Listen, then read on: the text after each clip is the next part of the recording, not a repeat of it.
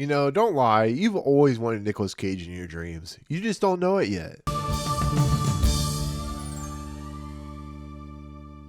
What's going on, everyone? Welcome to Movie Emporium's movie review of Dream Scenario, the newest film from director Kristoffer Borgli.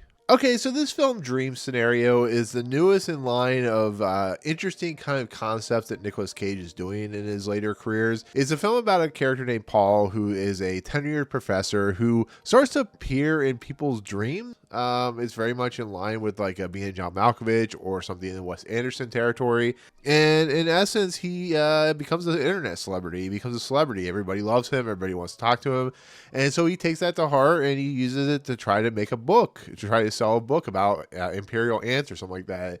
Well, as a movie does, and what this movie ends up doing is it does a 180 and things start to fall apart for Paul and like the world around him, and everything just completely just goes by the wayside. And it's in essence a movie about struggles with internet culture, struggles with people who love you one minute and hate you the next, and about a professor who is finding this difficulty in fame and stuff like that. So it's very much what you expect in this day and culture. So once again, like I said, Nicolas Cage in your dreams is a very interesting premise, but Nicolas Cage has been doing for the last probably 5 years now some really interesting movies, whether it be Willy's Wonderland, whether it be, of course, Pig, whether it be, you know, where he's playing a man who has bombs attached to him. He's just an actor that is really doing some interesting stuff, and it very much feels like an early 2000s Nicolas Cage at this point. You know, he went off the deep end, and of course did some really bad, you know, direct-to-video movies and stuff like that. But now he's doing stuff that's given him like acclaim in a lot of respects, especially like this movie and Pig. So I was really looking forward to seeing this movie. You know, it's produced by Ari Aster, which I'm not the biggest fan of. You know, Ari Aster is a very much a acquired taste for a lot, but a lot of people like his horror material. But the trailer looked really interesting, and I was really, you know, intrigued because you know, stuff like where he plays himself with, you know, Pedro Pascal is a really interesting concept. So with that said, my honest opinion of this movie, honestly, it's not my favorite movie of the year. It's not going to be my top 20 of the year or whatever, but I found it a really fascinating movie, to be fairly honest. It's a really interesting performance by Nicolas Cage, who is over the top and crazy as he usually is, but is also dealing with some really difficult stuff he has to deal with. In fact, he becomes very famous in this movie, and then, of course, he becomes not famous in the movie, and it's just a really interesting kind of concept that is very much in the Charlie Kaufman type of material, whether it be like Synecdoche, New York, or Eternal Sunshine of the Spotless Mind. I mean, this isn't has anything to do with him, with Charlie Kaufman, but that's what the feel of this movie is. And it's just a very weird movie. It really is. It goes places that you just kind of wonder like where it's heading, what it's trying to do. It doesn't ever really answer why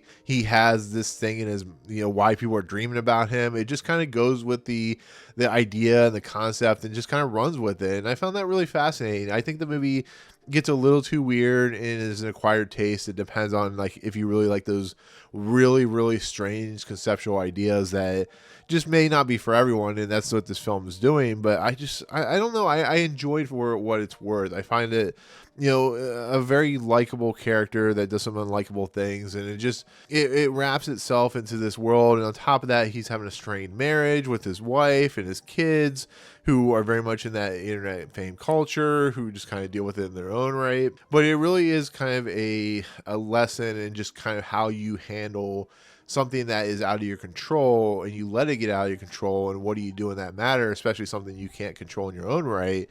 And that's a really fascinating thing. You know, it goes very dark places. You know, you have Michael Cera, who is this internet startup company that he's working with Nicolas Cage in this movie. You have Tim Meadows, who plays the friend principal in this movie, who's actually not very funny, but he's also given a very interesting, like, kind of subdued performance. And I kind of felt this movie's ticks and its uniqueness and its incontricities. I just didn't find it really a really great movie, to be fairly honest. I think it falls by the wayside. It really feels like a director who's expanding that will find their niche, but at this point it's just they're like one or two films off. And I think Borgli or however you say their last name has some really interesting concepts and ideas. I just don't think it delivers all the time. I think it kind of goes in like a weird direction towards the end of this movie with like a revelation of how they're using the dream scenario and stuff like that, and how they integrate like how internet culture and that whatnot uses it in that profession. And I thought it kind of took away from what the movie does, you know, focusing on what Nicholas. I think it would have been a much better film if it kind of ended with the nightmare scenarios that start popping up, and kind of found a way to kind of what it does at the end, where it kind of slowly closes the idea of Nicolas Cage's character. But they added, like I said, they added something really weird, and kind of it just is trying to go for a specific scenario. And I felt that's what was making the movie just kind of really falling by the wayside. So it once again, I have to preface this by saying that really took me out of it, but that's me personally. But once again, it's not going to be a movie for everyone because it is a really weird movie, but it's also one of Nicolas Cage's more interesting, fun performances that you haven't seen in quite a while. You know, Pig is very much dramatic, going to leaving Las Vegas.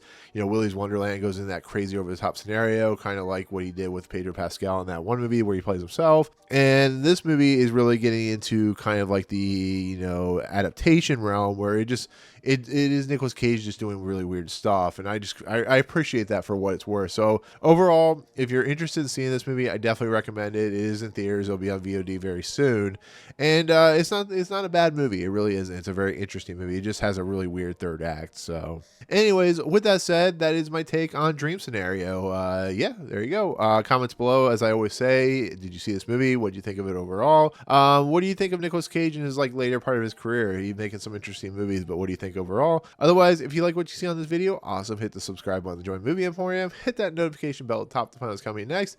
If you like this video, awesome, hit that like button, and as always, we'll see you guys on the next video. Peace out.